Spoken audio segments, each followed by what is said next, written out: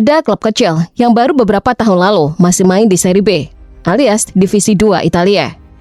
Sekarang klub itu udah berani buka dompet sampai 60 juta euro, cuma buat mempertahankan satu pemain pinjaman.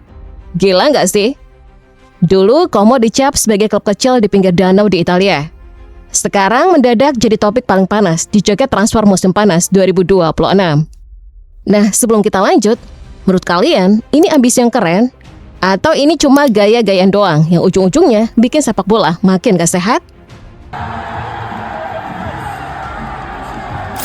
Como itu klub yang biasa aja. Dari klub yang isinya cuma buat seru-seruan, sekarang jadi klub yang punya ambisi setinggi langit. Musim lalu aja mereka berhasil finish di posisi keempat Serie A, sebuah pencapaian yang bikin banyak orang kaget. Soalnya klub-klub gede kayak AC Milan, Juventus, sampai Napoli aja kadang susah konsisten. Ini klub kecil malah nyelip masuk zona Liga Champions. Ini pertama kalinya dalam sejarah Como main di kompetisi paling elit di Eropa. Bayangin aja perasaan supporter mereka yang tadinya cuma bisa nonton timnas atau klub gede lain main di Liga Champions lewat TV. Sekarang klub kesayangan mereka sendiri yang bakal tampil di sana. Nah, di balik kesuksesan ini ada satu nama yang jadi bintang utama. Namanya Nico Paz. Si gode il ritorno dolcissimo alla... Pemain muda asal Argentina ini sebenarnya bukan milik Como seutuhnya. Dia itu pemain pinjaman dari Real Madrid. Tapi selama 2 musim main di Como, performanya luar biasa.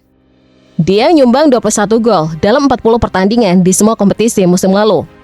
Angka yang gila buat pemain semuda dia. Tapi Real Madrid memulai drama. Awalnya Real Madrid punya opsi buyback, alias hak buat beli balik Nico Paz dengan harga murah, cuma 9 juta euro. Bayangin pemain yang performanya udah setara bintang top Eropa, bisa dibeli lagi, cuma 9 juta euro doang. Murah banget kan, dibanding nilai pasannya yang udah melambung tinggi. Nah, di titik ini, Como nggak mau tinggal diam. Mereka nggak mau kehilangan pemain kunci yang udah bawa mereka ke Liga Champions untuk pertama kalinya dalam sejarah. Jadi, apa yang mereka lakuin? Mereka nego ulang sama Real Madrid. Dan akhirnya sepakat buat bayar 60 juta euro supaya opsi buyback murah itu dihapus. Sebagai gantinya, Real Madrid dapat klausul buyback baru yang jauh lebih mahal, yaitu 80 juta euro. Tapi itu baru bisa dipakai musim depan, alias 2027. Klub sekecil Como berani ngeluarin 60 juta euro cuma buat mempertahankan satu pemain selama semusim doang.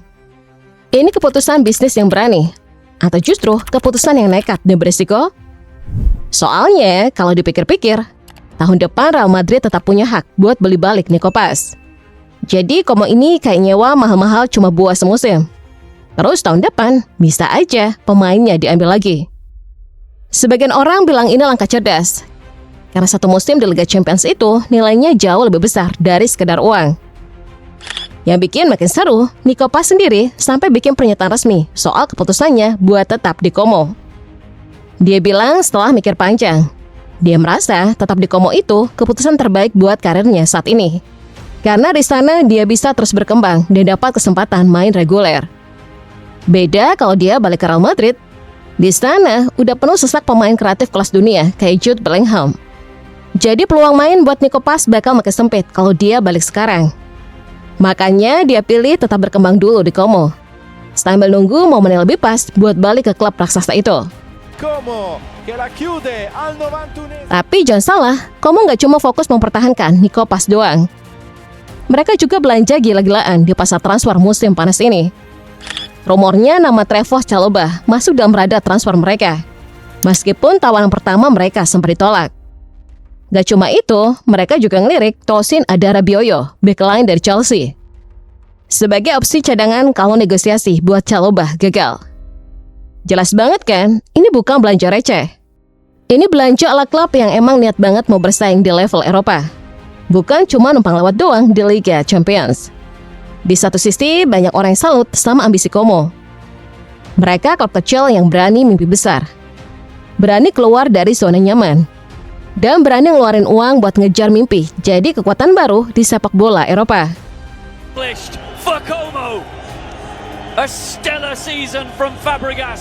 Tapi di sisi lain banyak juga yang skeptis dan bahkan curiga. Soalnya duit yang dipakai buat belanja segila ini kan asalnya dari investor asing, bukan dari hasil usaha klub sendiri secara organik. Ini bikin sebagian orang khawatir. Jangan-jangan Como ini cuma jadi contoh baru dari fenomena yang udah lama dikritik di sepak bola modern, yaitu klub yang tiba-tiba jadi kuat bukan karena kerja keras bertahun-tahun, tapi karena disuntik modal besar dari orang kaya yang pengen punya mainan baru. Ini jadi pertanyaan besar buat sepak bola secara umum. Apakah kompetisi masih adil kalau ada klub yang bisa cuma karena duit gede, sementara klub lain harus berjuang bertahun-tahun dari akademi dan pembinaan pemain muda? Belum lagi soal resiko finansial jangka panjang. Kalau musim depan performa Como di Liga Champions ternyata jeblok, atau Nico Paz malah ditarik balik sama Real Madrid di 2027, apa yang bakal terjadi sama Como? Apakah mereka bakal kena masalah finansial karena udah ngeluarin uang segitu banyak buat proyek jangka pendek? Ini bukan cuma soal sepak bola doang. Ini soal bagaimana sebuah klub kecil mempertaruhkan masa depannya demi satu musim gemerlap di pentas Eropa. Jadi, balik lagi ke pertanyaan di awal video ini. Menurut kalian, apakah yang kamu lakukan ini adalah langkah berani yang pantas diapresiasi?